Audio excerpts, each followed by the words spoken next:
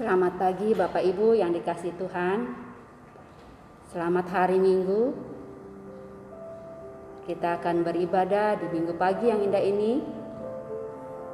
Marilah kita siapkan hati dan pikiran kita untuk beribadah kepada Tuhan dengan bersaat teduh sejenak.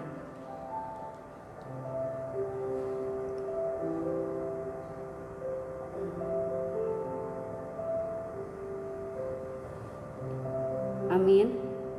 Mari kita bangkit berdiri. Kita akan memuji Tuhan dengan lagu pembuka dari NR 6, 1 dan 2, Berhimpun Semua.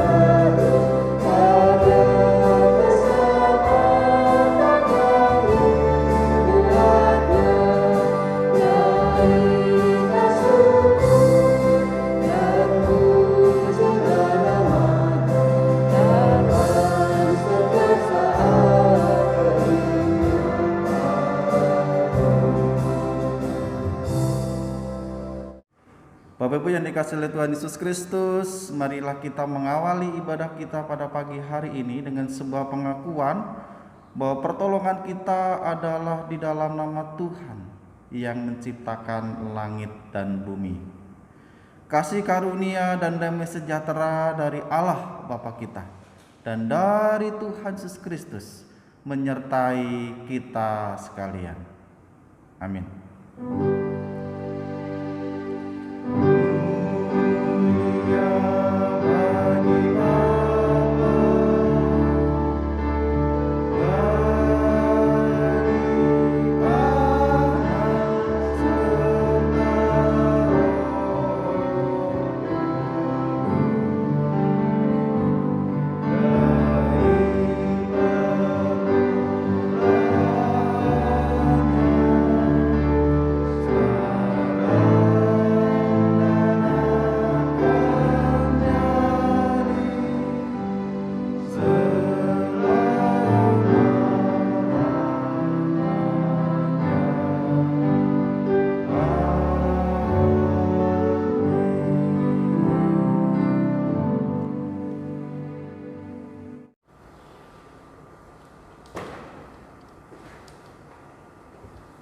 Nas pembimbing ibadah kita pada minggu ini terambil dari Efesus 6 ayat 10 sampai dengan ayat yang ke-11 yang berkata, "Akhirnya hendaklah kamu kuat di dalam Tuhan, di dalam kekuatan kuasa-Nya. Kenakanlah seluruh perlengkapan senjata Allah supaya kamu dapat bertahan melawan tipu muslihat iblis." Kita sambut dengan pujian NR terambil dari NR 27, 1 dan 2, Sandar pada Tangan yang Kekal.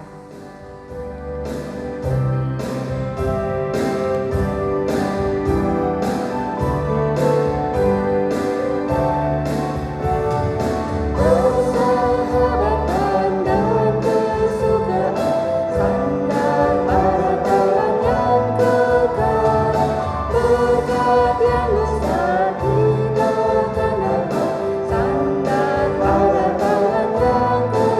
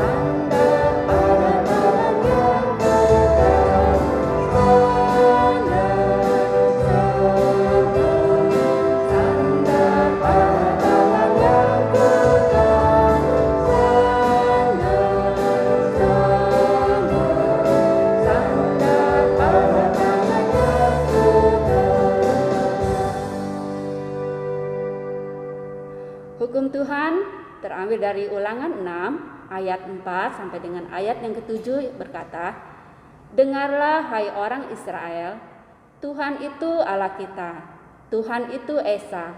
Kasihilah Tuhan Allahmu dengan segenap hatimu dan dengan segenap jiwamu dan dengan segenap kekuatanmu. Apa yang kuperintahkan kepadamu pada hari ini, haruslah engkau perhatikan. Haruslah engkau mengajarkannya berulang-ulang kepada anak-anakmu dan membicarakannya apabila engkau duduk di rumahmu, apabila engkau sedang dalam perjalanan, apabila engkau berbaring, dan apabila engkau bangun." Jemaat yang dikasihi Tuhan, tiba saatnya bagi kita untuk mengakui segala dosa dan kesalahan kita di hadapan Tuhan. Saya persilakan pada jemaat untuk berdoa di dalam hati, mengakui kesalahan-kesalahan kita di hadapan Tuhan. Mari kita berdoa.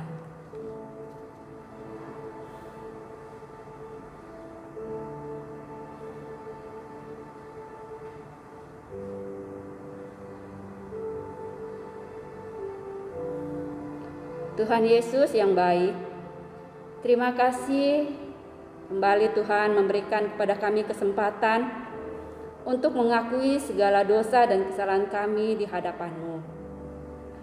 Ya Tuhan, ampunilah kami orang-orang yang berdosa ini.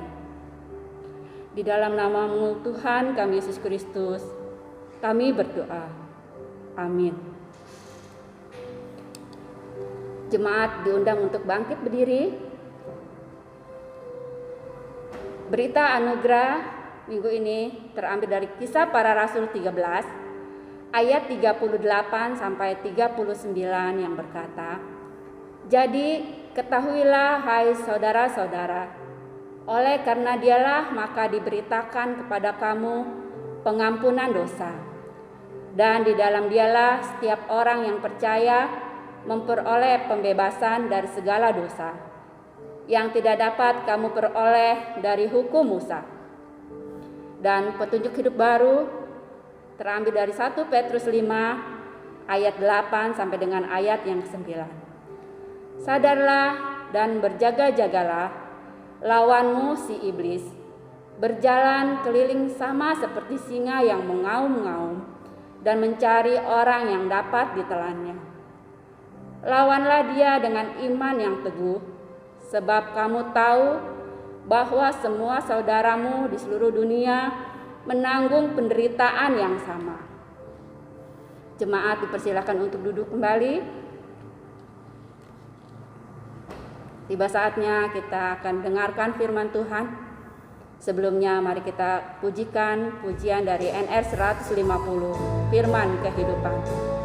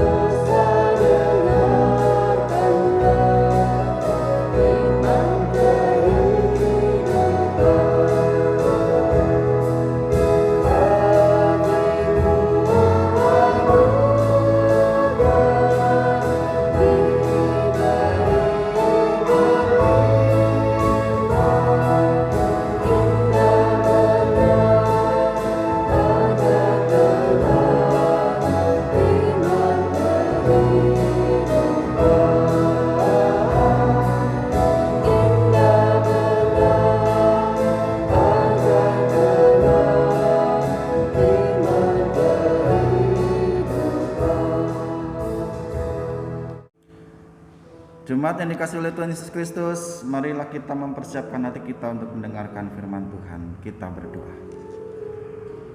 Bapa kami yang di sorga, yang kami kenal di dalam nama Tuhan kami Yesus Kristus. Tuhan, saat ini kami akan mengarahkan hati kami untuk menerima kebenaran firman Tuhan. Tolong kami Tuhan, urapi kami dengan kuasa Roh Kudus-Mu, sehingga ketika kami akan mendengarkan kebenaran firman Tuhan itu tetap tinggal ada dalam hati kami dan kami lakukan dalam kehidupan kami. Urapilah hamba-Mu ini Tuhan dalam segala keterbatasannya dalam menyampaikan kebenaran firman Tuhan, sehingga firman Tuhan ini boleh menjadi berkat dan memberkati setiap kami yang mendengarkan kebenaran firman Tuhan ini. Dalam nama Tuhan Yesus Kristus kami berdoa. Amin. Jemaat yang dikasihi oleh Tuhan Yesus Kristus, bacaan kita pada pagi hari ini diambil dari surat Efesus pasal yang ke-6 ayat 10 sampai dengan ayatnya yang ke-20. Beginilah bunyi firman Tuhan. Perlengkapan rohani. Akhirnya hendaklah kamu kuat di dalam Tuhan, di dalam kekuatan kuasa-Nya. Kenakanlah seluruh perlengkapan senjata Allah supaya kamu dapat bertahan melawan tipu muslihat iblis. Karena perjuangan kita bukanlah melawan darah dan daging, tetapi melawan pemerintah-pemerintah, melawan penguasa-penguasa, melawan penghulu dunia yang gelap ini, melawan roh-roh jahat di udara. Sebab itu ambillah seluruh perlengkapan senjata Allah supaya kamu dapat mengadakan perlawanan pada hari yang jahat itu dan tetap berdiri sesudah kamu menyelesaikan segala sesuatu. Jadi berdirilah tegap, berikat pinggangkan kebenaran dan berbaju sirahkan keadilan. Kakimu berkasutkan kerelaan untuk memberitakan Injil damai sejahtera. Dalam segala keadaan pergunakanlah perisai iman, sebab dengan perisai itu kamu akan dapat memadamkan semua panah api dari si jahat. Dan terimalah ketopong keselamatan dan pedang roh, yaitu firman Allah. Dalam segala doa dan permohonan, berdoalah setiap waktu di dalam roh dan berjaga-jagalah di dalam doamu itu dengan permohonan yang tak putus-putusnya untuk segala orang kudus. Juga untuk aku, supaya kepadaku, jika aku membuka mulutku, dikaruniakan perkataan yang benar, agar dengan keberanian aku memberitakan rahasia Injil yang kulayani sebagai utusan yang dipenjarakan. Berdoalah supaya dengan keberanian aku menyatakannya sebagaimana seharusnya aku berbicara. Demikianlah pembacaan firman Tuhan pada pagi hari ini. Ya, firman Tuhan ini boleh kita melakukannya dalam kehidupan kita sehari-hari. Haleluya.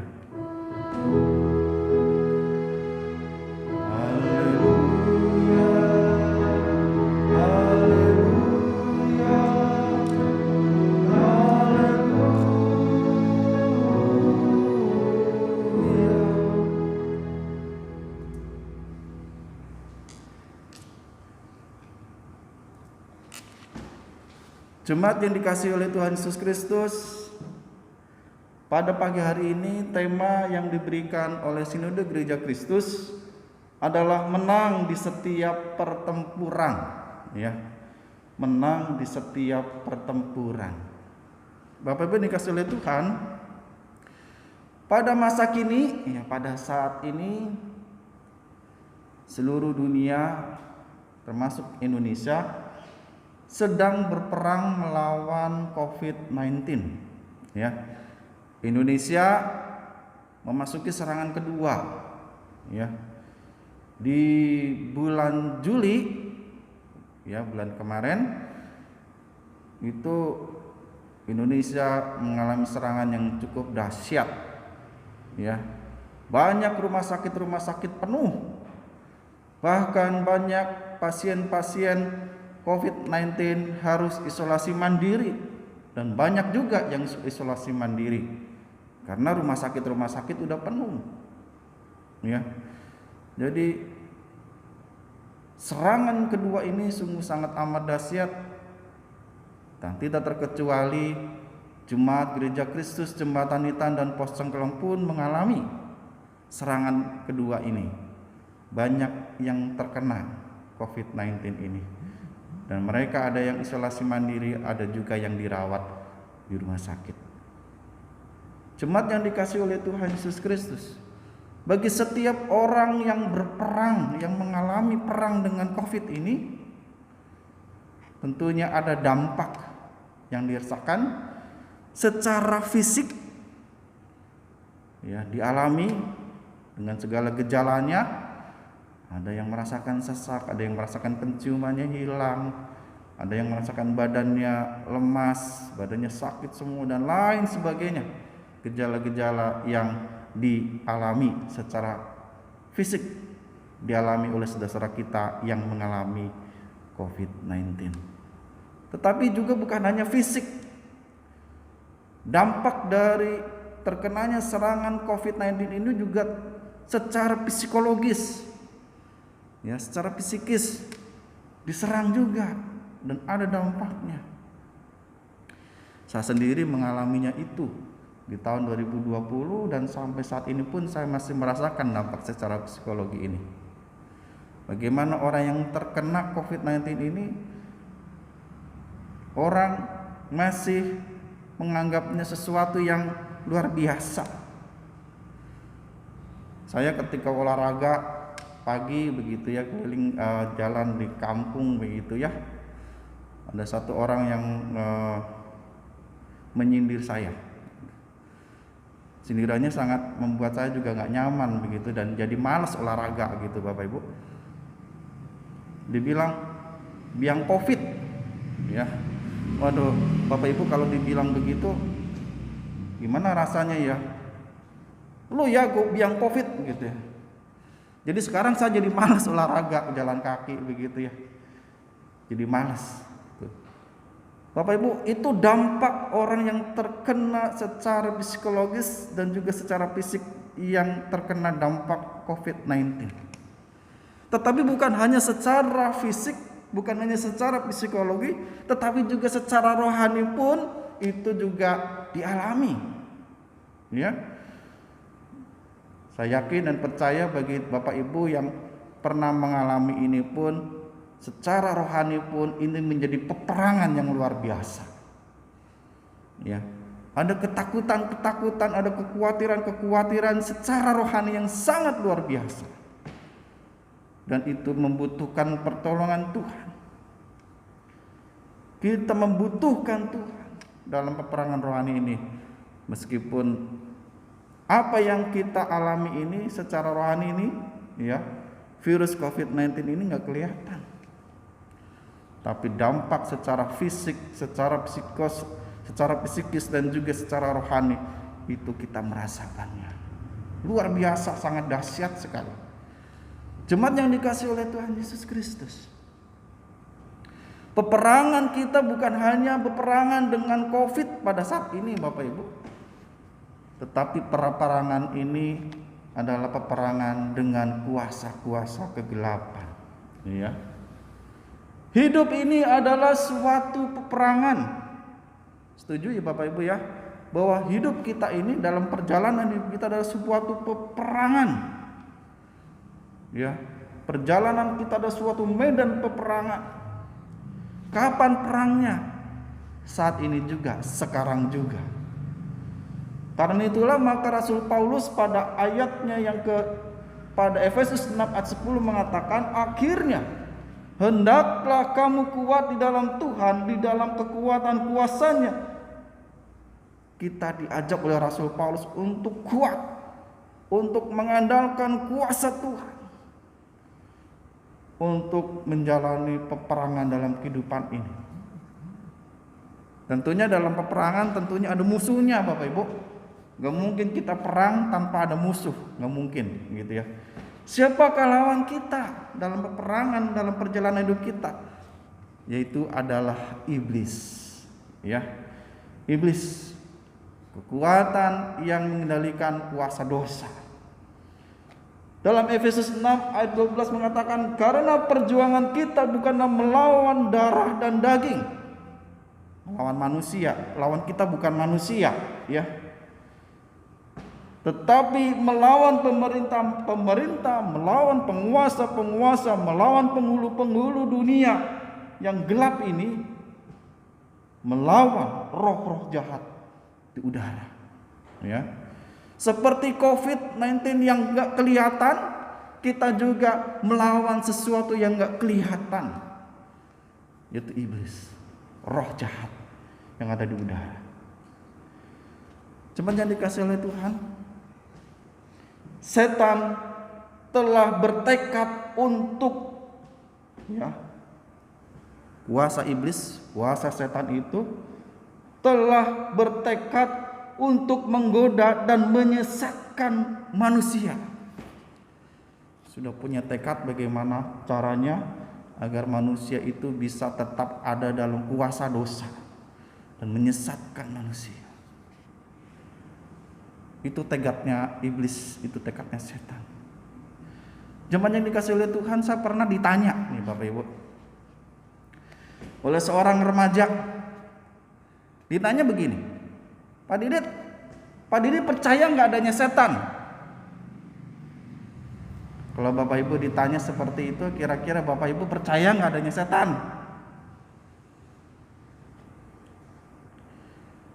Kira-kira jawabannya apa Bapak Ibu kalau ditanya begitu? Saya bilang, saya percaya adanya setan. Ya, saya percaya adanya setan, dan kuasa-kuasa setan itu ada dan tertulis dalam Alkitab. Tuhan Yesus pun sendiri berhadapan mengusir setan. Ya. Mengusir legion.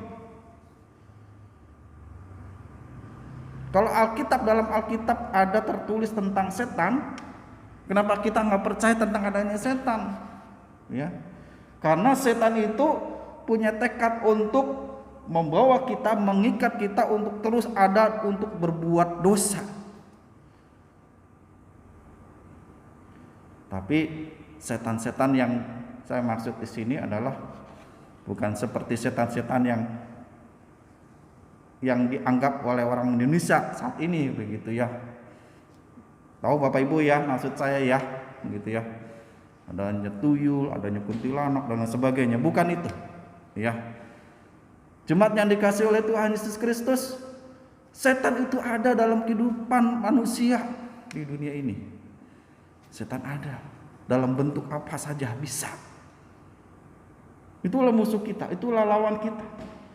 Kan itu Bapak Ibu, mari kita kenali seperti apa sih strateginya setan, seperti apa sih itu setan atau iblis itu, gitu ya. Mari kita kenali sehingga kita tahu serangan dan strategi yang kita harus persiapkan. Yang pertama adalah setan itu ada banyak. Dalam Alkitab dikatakan legion, jumlahnya banyak. Ya, bentuknya mungkin bisa jadi banyak juga bentuk-bentuknya mereka, ya. Setan itu kuat dan bisa jadi sangat kuat. Paulus memakai sebutan ini tentang setan itu kuat dengan sebutan pemerintah-pemerintah, penguasa-penguasa, penghulu-penghulu. Ya. Menunjukkan apa? Menunjukkan kekuasaannya yang sangat besar. Itu kita bisa lihat pada ayat yang ke-12. Setan itu juga adalah jahat. Gak mungkin setan itu baik, gak ada, gitu ya. Setan itu semuanya pasti jahat, gak ada yang baik, ya. Kata-kata gelap dan roh-roh jahat itu menunjukkan sifat mereka, ya. Suka dengan kegelapan dan roh-roh yang jahat. Setan itu juga adalah cerdik, lihai, ya. Kata yang dipakai oleh Rasul Paulus adalah tipu muslihat, Dan itu tertulis pada ayat yang ke-11. Dan Tuhan Yesus pun mengalami dicobai oleh iblis. Dan tentunya Tuhan Yesus mengerti dan mengenali iblis itu, sifat-sifat karakter setan atau iblis itu. Dan kalau kita baca tentang kisah Tuhan Yesus yang dicobai padang gurun, kita melihat bagaimana iblis ini menawarkan kekuasaan yang sangat besar. Dan iblis juga sangat lihai, sangat licik sekali. Tapi kita melihat bagaimana Tuhan Yesus sangat luar biasanya bisa mengalahkan tipu muslihat iblis ini. Ya Bapak Ibu. Karena itulah saudara-saudara yang dikasihi oleh Tuhan, pada pagi hari ini kita melihat bagaimana ajakan Rasul Paulus terhadap jemaat Efesus ini. Ya. Karena jemaat Efesus pada saat itu sedang menghadapi hal yang seperti ini. Ya. Kita sedikit melihat latar belakang dari jemaat Efesus, ya. Jemaat Efesus itu, di kota Efesus itu ada sebuah kuil Dewi Artemis, ya. Dewi atau dewa yang disembah oleh orang-orang Efesus pada saat itu. Ya, ini menjadi tantangan tersendiri bagi jemaat Efesus. Dan ketika Rasul Paulus menuliskan surat ini, Rasul Paulus tidak berada di Efesus, tetapi Rasul Paulus berada di Roma, dan Rasul Paulus sedang dipenjara, ya, sedang dipenjara di Roma.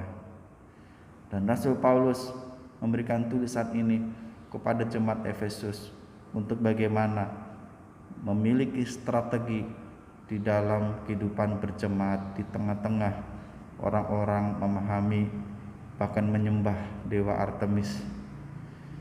Jemaat yang dikasihi Tuhan, apa tantangan-tantangan yang dialami oleh jemaat Efesus? Yang pertama adalah penyembahan kepada dewa Yunani, yaitu Dewi Artemis sebagai dewa kesuburan. Yang kedua adalah praktek penyembahan kepada Kaisar Roma. Ya, ini tantangan besar bagi jemaat Efesus. Ya, ada kebiasaan atau ibadah menyembah kepada Dewi Artemis, dan juga ada untuk peraturan menyembah kepada Kaisar Roma. Di sini menjadi sebuah tantangan bagaimana jemaat Efesus itu punya tanggung jawab hidup di dalam Kristus. Hidup dalam kesatuan, hidup dalam kesucian, hidup dalam keharmonisan dalam berjemaat. Jadi pengaruh-pengaruh ini sangat kuat sekali di jemaat Efesus. Bagaimana caranya agar mereka tidak tergoda dan tidak tersesat dalam memahami ini, ya Bapak Ibu. Karena itu Bapak Ibu dikasihi oleh Tuhan, bagaimanakah caranya menang melawan iblis? Yang pertama tentunya kita harus bersandar kepada Tuhan. Dalam Efesus pasal 6 ke 10, akhirnya hendaklah kamu kuat di dalam Tuhan, di dalam kekuatan kuasa-Nya. Ya. Lalu bagian yang kedua adalah kita harus menggunakan seluruh perlengkapan senjata Allah, yang nanti kita melihat bagaimana kita memakai senjata perlengkapan Allah itu. Ajakan Rasul Paulus pada ke-11 mengatakan, kenakanlah seluruh perlengkapan senjata Allah supaya kamu dapat bertahan melawan tipu muslihat iblis. Nah, perlengkapan senjatanya Allah itu apa saja? Tentunya kita sudah tahu bersama Bapak Ibu, perlengkapan senjata Allah itu apa saja, ya. Ini ada sebuah gambar, di situ sudah sangat disederhanakan, ya. Senjata Allah yang diajarkan oleh Rasul Paulus, ya. Kita akan membahasnya satu persatu tapi tidak secara detail, ya. Pada Efesus pasal 6 ayatnya yang ke-14 dikatakan, Jadi berdiri tegap, berikat pinggangkan kebenaran. Yang pertama ya, ikat pinggang ya. Berikat pinggangkan kebenaran. Ya. Apa maksud dari ayat 14 ini dengan ikat pinggang ya?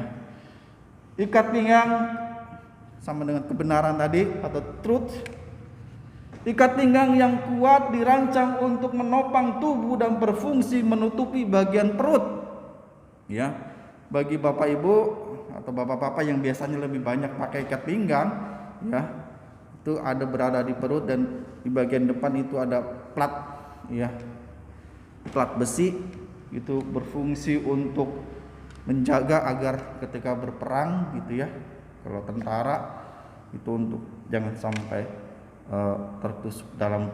tertusuk perutnya dan tertahan oleh plat besi itu. Nah, ikat pinggang merupakan akal budi, ya. Itu kebenaran itu. Kebenaran apa? Itu kebenaran tentang firman Allah tentunya. Dalam Yohanes 17 ayat 17 mengatakan, kuduskanlah mereka dalam kebenaran. Kebenaran tentang apa? Firman-Mu adalah kebenaran, ya. Jadi maksud dari ikat pinggang kebenaran adalah firman Allah. Dalam Efesus, masih pada Efesus pada ayat 14 mengatakan, jadi beri tegap, ya, yang kedua adalah ikat pinggang, yang kedua adalah berbaju sirahkan keadilan. Ya. Berbaju sirah keadilan. Perbuatan baik tidak dapat membuat kita dibenarkan. Benar ya Bapak Ibu ya? Perbuatan baik tidak membuat kita dibenarkan. Ya. Apalagi ketika Musa sudah memberikan peraturan 10 hukum Taurat, siapa yang bisa melakukan seluruhnya 10 hukum Taurat ini? Tidak ada yang bisa melakukannya, bukan? Ya. Sebab menurut Rasul Paulus dalam Roma 3:12 mengatakan, karena kami yakin bahwa manusia dibenarkan karena iman dan bukan karena ia melakukan hukum Taurat. Ya. Jadi keadilan ini yang daripada Tuhan adalah bahwa kita melalui iman, ya, melakukan kebaikan di dalam iman. Iman kepada siapa? Tentunya adalah iman kepada Tuhan Yesus sebagai Tuhan dan Juru Selamat. Pada ke-15 katakan, kakimu berkasutkan kerelaan untuk memberitakan Injil damai sejahtera. Ya. Kasut.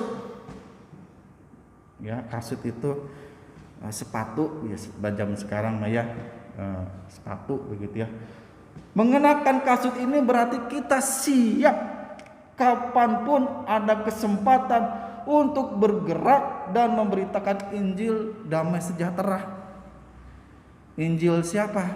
Injil Tuhan Yesus, ya. Bukan Injil-Injil yang lain, tapi Injil Tuhan Yesus, ya. Kisah Para Rasul 13:47 mengatakan, sebab inilah yang diperintahkan menjadi terang bagi bangsa-bangsa, ya.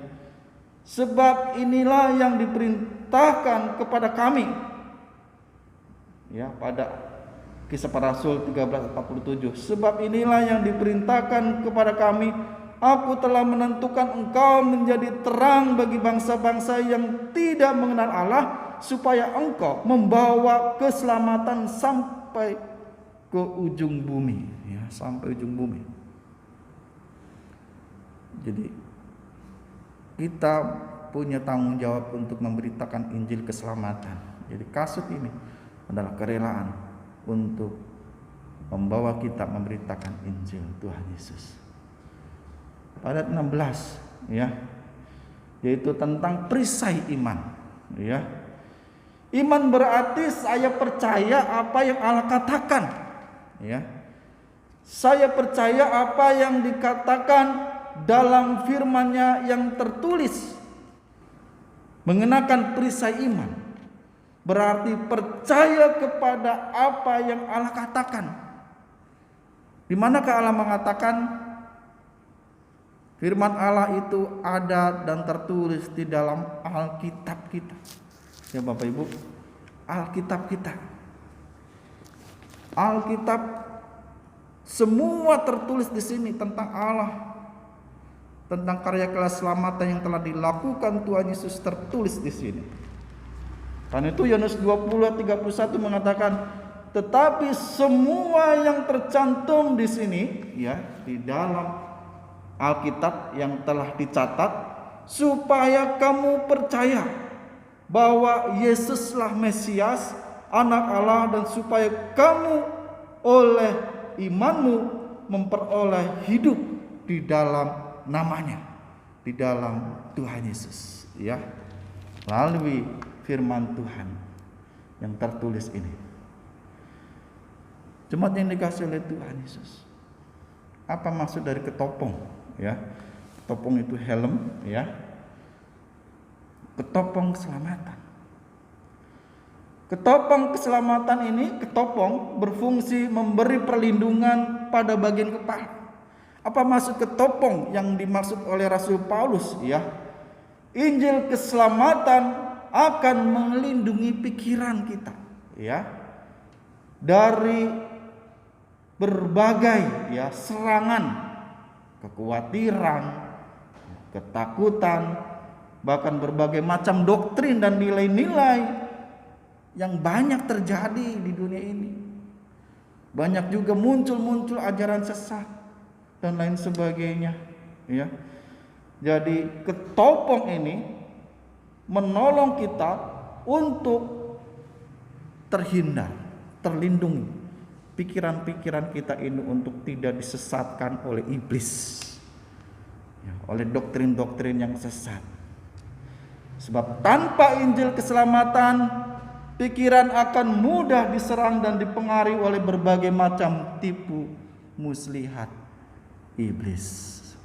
Dan itulah Bapak Ibu, firman Tuhan, Alkitab kita itu boleh terus kita baca dalam persekutuan doa. Marilah kita terus ambil bagian dalam persekutuan doa, agar pikiran kita boleh tetap fokus pada Injil Tuhan.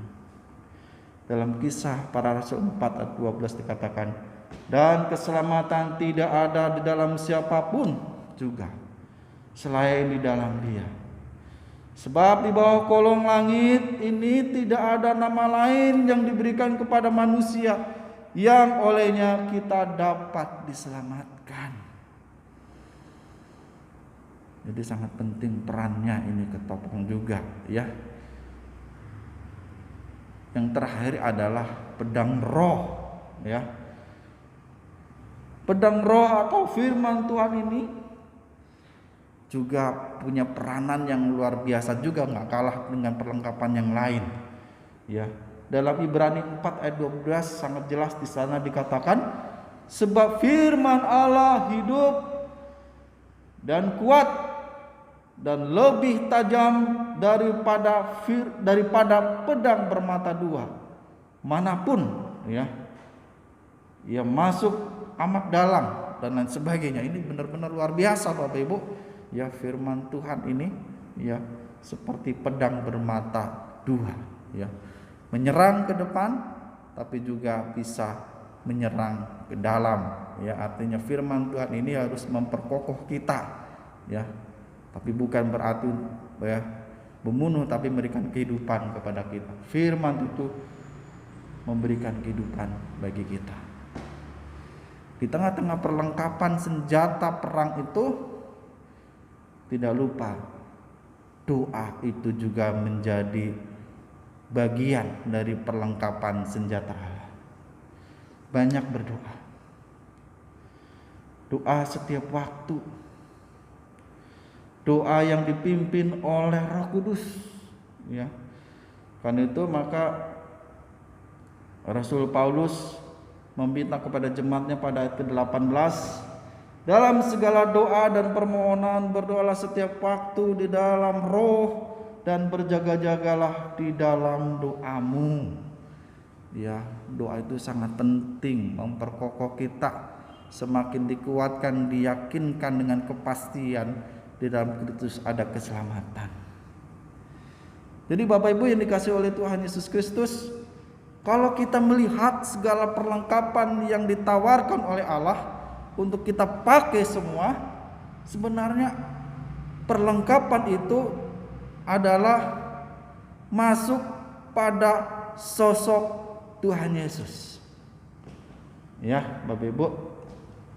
Jadi semua perlengkapan itu dari ikat pinggang, baju sirah, terus kemudian perisai, kasut dan semuanya, ya.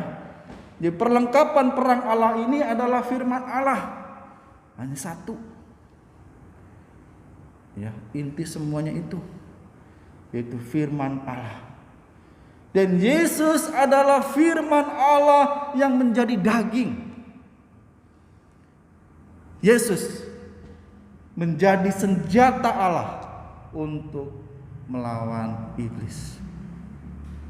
Yesus menjadi perlengkapan perang yang harus kita pakai. Seperti gambar di awal, ya, di mana seorang tenaga kesehatan menjadi perisai, ya, untuk serangan-serangan COVID. Begitu juga dengan Tuhan Yesus. Tuhan Yesus menjadi perisainya kita, menjadi perlengkapan untuk melindungi kita dari serangan-serangan iblis. Yesus telah rela untuk mati di atas kayu salib untuk menahan semua serangan-serangan iblis. Apakah kita mau mempergunakan perlengkapan itu agar kita tidak dikalahkan oleh tipu muslihat iblis? Begitu banyak ajakan Rasul Paulus untuk membawa perlengkapan, memakai perlengkapan senjata Allah. Rasul Paulus juga memohonkan kepada jemaat Efesus, ya, permohonan Paulus minta didoakan supaya berani untuk apa? Berani untuk memberitakan rahasia Injil, ya. Lalu kemudian diberikan karunia perkataan yang benar atau kata-kata yang benar dari Tuhan. Rasul Paulus sangat membutuhkan ini, ya, membutuhkan dukungan doa dari jemaat Efesus untuk Rasul Paulus memiliki keberanian dan memiliki karunia untuk berkata-kata. Ayat 19 dikatakan, dan berdoalah untuk saya juga, dalam bahasa Indonesia sehari-hari, ya, sangat jelas permohonan Rasul Paulus kepada jemaat Efesus dikatakan begini, Bapak Ibu.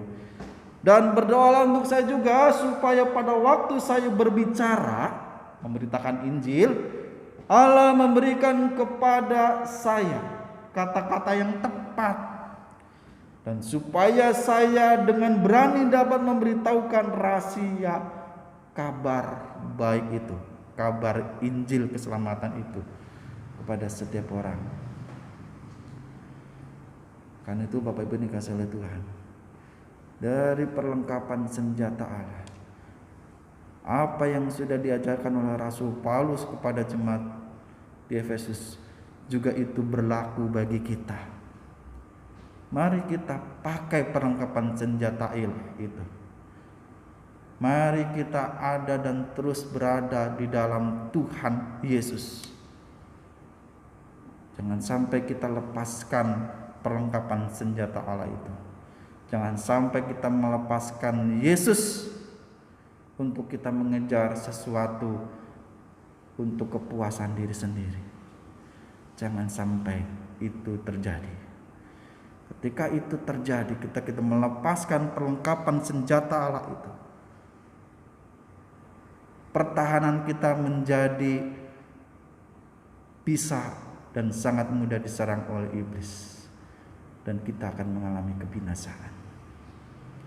Karena itulah maka ini menjadi pesan bagi kita semua, ya, di dalam 1 Petrus pasal yang ke-5 ayat 8, ya, di mana iblis siap menyerang kapan saja. Dalam 1 Petrus 5:8 mengatakan, sadarlah dan berjaga-jagalah, lawanmu si iblis berjalan keliling sama seperti singa yang mengaum-ngaum dan mencari orang yang dapat ditelannya. Waspadalah dan sadarilah serangan-serangan iblis, dan tetaplah memakai perlengkapan senjata Allah yang telah diajarkan oleh Tuhan Yesus, untuk kita boleh tetap kuat, tetap berdiri teguh, dan kita boleh dinyatakan menang dalam peperangan melawan iblis. Tuhan Yesus memberkati. Amin. Jemaat yang dikasihi oleh Tuhan Yesus Kristus, saatnya kita akan menaikkan doa syafaat kita. Kita akan berdoa. Bapa kami yang di sorga, terima kasih untuk kebenaran firman Tuhan ini. Kami boleh diingatkan kembali oleh Tuhan untuk kami boleh memakai perlengkapan senjata Allah ini. Karena kami yakin dan percaya bahwa iblis akan siap siaga untuk menyerang kami Tuhan, ketika kami tidak waspada dan ketika kami tidak menyadari serangan iblis ini. Tolonglah kami Tuhan, mampukan kami. Tuhan Yesus, saat ini kami ingin menaikkan doa-doa syafaat kami. Kami berdoa ya Tuhan untuk bangsa dan negara kami. Kami mengucap syukur Tuhan karena kami boleh melewati masa-masa krisis di mana kami dimampukan untuk melewati ini dalam menghadapi serangan COVID-19 yang kedua. Terima kasih Tuhan, pemerintahan kami boleh dapat menegakkan disiplin kepada masyarakat, sehingga kasus-kasus COVID-19 ini boleh ditekan sedemikian rupa, sehingga tidak lagi banyak korban yang berjatuhan karena COVID-19 ini Tuhan, sehingga tidak banyak lagi tenaga-tenaga kesehatan yang berjatuhan karena COVID-19 ini Tuhan. Terima kasih Tuhan. Berkati aparat pemerintahan kami, berkati pemerintahan kami dari pusat sampai ke tingkat yang paling bawah, sehingga kami boleh melihat bahwa pemerintahan kami boleh benar-benar bekerja untuk rakyat, untuk menjaga keselamatan rakyat mereka Tuhan. Tuhan Yesus, saat ini kami juga berdoa Tuhan untuk gerejamu.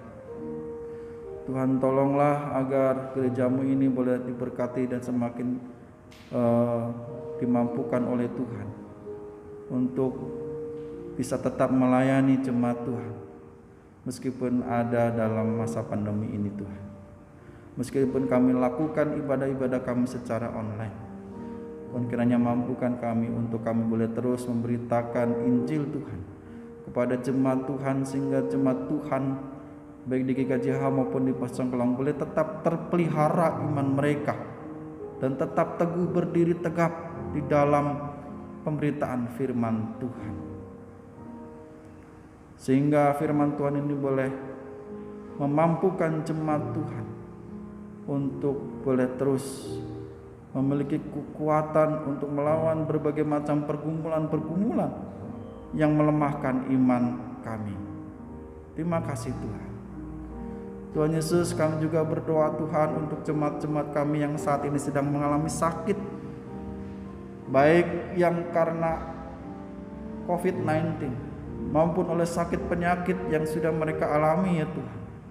Tuhan Yesus, kiranya pulihkan dan sembuhkan mereka, sehingga mereka boleh kembali bangkit untuk bisa beraktivitas seperti sedia kala. Berkati setiap obat yang mereka minum, Tuhan kiranya itu boleh menolong mereka untuk semakin menyembuhkan dan memulihkan mereka. Kami juga berdoa untuk Paut Cahaya Kasih Tuhan, berkati para donatur, berkati untuk anak-anak kami, berkati untuk guru-guru kami, berkati untuk orang tua asuh kami, agar mereka boleh tetap berkomitmen untuk ambil bagian dalam pelayanan di Paut Cahaya Kasih ini Tuhan, sehingga Paut Cahaya Kasih ini boleh terus bercahaya dan terus dapat memancarkan cahaya Kristus di tengah-tengah daerah cengklong kami ini Tuhan. Terima kasih Tuhan Yesus. Bagi setiap kami yang saat ini sedang mengalami pergumulan-pergumulan secara pribadi, Tuhan tolong mampukan mereka Tuhan. Apapun pergumulan mereka, baik dalam rumah tangga mereka, baik dalam pekerjaan mereka, baik di dalam seluruh aktivitas kehidupan mereka ketika mereka sedang bergumul, biarlah Tuhan menolong memampukan mereka untuk mereka boleh tetap teguh iman mereka kepada Tuhan Yesus. Terima kasih Tuhan. Inilah doa syafaat kami yang kami alaskan dan kami mohonkan dalam nama Tuhan Yesus Kristus yang telah mengajarkan kami berdoa. Bapa kami yang di sorga, dikuduskanlah namamu, datanglah kerajaanmu, jadilah kehendak-mu di bumi seperti di sorga. Berikanlah kami pada hari ini makanan kami yang secukupnya, dan ampunilah akan kesalahan kami seperti kami juga telah mengampuni orang yang bersalah kepada kami. Dan janganlah membawa kami ke dalam pencobaan, tetapi lepaskanlah kami daripada yang jahat. Karena Engkau yang punya kerajaan dan kuasa dan kemuliaan sampai selama-lamanya. Amin. Jemaat diundang untuk bangkit berdiri. Marilah bersama gereja segala abad dan tempat kita mengakui pengakuan iman rasuli yang berkata, Aku percaya kepada Allah, Bapa yang Maha Kuasa, Khalik langit dan bumi, dan kepada Yesus Kristus, Anaknya yang tunggal Tuhan kita, yang dikandung dari Roh Kudus, lahir dari anak darah Maria, yang menderita di bawah pemerintahan Pontius Pilatus, disalibkan, mati dan dikuburkan, turun ke dalam kerajaan maut. Pada hari yang ketiga, bangkit pula dari antara orang mati, naik ke surga, duduk di sebelah kanan Allah Bapa yang Maha Kuasa, dan akan datang dari sana untuk menghakimi orang yang hidup dan yang mati. Aku percaya kepada Roh Kudus, gereja yang kudus dan am, persekutuan orang kudus, pengampunan dosa, kebangkitan orang mati, dan hidup yang kekal. Amin. Jemaat dipersilakan untuk duduk kembali. Jemaat yang terkasih, tiba saatnya kita memberikan persembahan sebagai ucapan syukur kita kepada Tuhan. Sebelumnya saya akan bacakan ayat persembahan yang terambil dari 1 Tawarik 29 ayat yang ke-14 yang berkata, Sebab siapakah aku ini dan siapakah bangsaku, sehingga kami mampu memberikan persembahan sukarela seperti ini. Sebab daripada mula segala-galanya, dan daripada tanganmu sendirilah persembahan yang kami berikan kepadamu. Bapak Ibu dapat memberikan persembahan melalui transfer ke rekening GKJH Pusat ataupun pos cengklong yang tertera pada rakyat, atau dapat mengumpulkannya pada amplop persembahan dan memberikannya kepada bendahara atau rohaniawan. Kita bawa persembahan kita dalam doa, kita bangkit berdiri. Bapa di surga, terima kasih untuk hari ini, hari yang indah ini. Kami dapat berkat-Mu ya Tuhan, firman Tuhan yang kami dengar saat ini. Biarlah firman yang kami dengar saat ini dapat menjadi berkat bagi kehidupan kami. Terima kasih untuk kekuatan yang Tuhan selalu berikan di dalam kehidupan kami. Tuhan Yesus, pada saat ini kami juga memberikan persembahan. Tuhan berkati persembahan kami. Tuhan berkati tangan-tangan yang mengelolanya. Tuhan berkati jemaat-Mu Tuhan dimanapun mereka berada. Terima kasih Tuhan Yesus, kami berdoa dan mengucap syukur. Haleluya, amin. Kita akan menutup ibadah kita. Kita akan memuji Tuhan dari NR 282, bait 1 dan 2. Ikut Dikau saja Tuhan.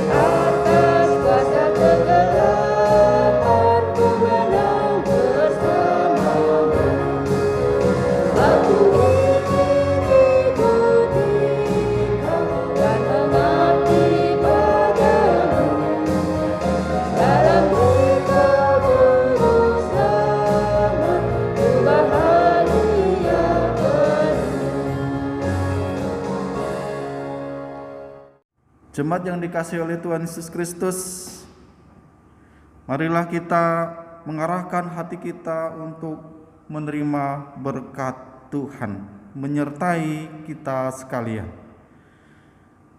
Kasih karunia Tuhan Yesus Kristus dan kasih Allah Bapa serta persekutuan Roh Kudus menyertai kita sekalian dari sekarang sampai selama-lamanya.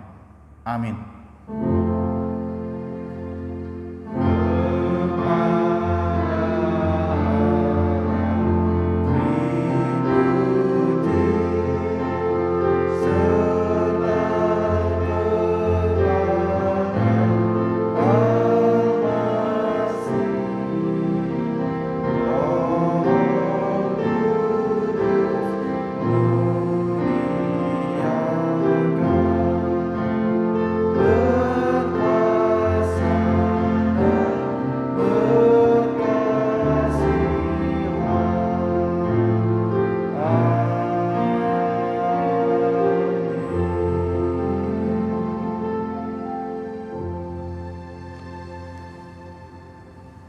Selamat hari Minggu, Tuhan Yesus memberkati.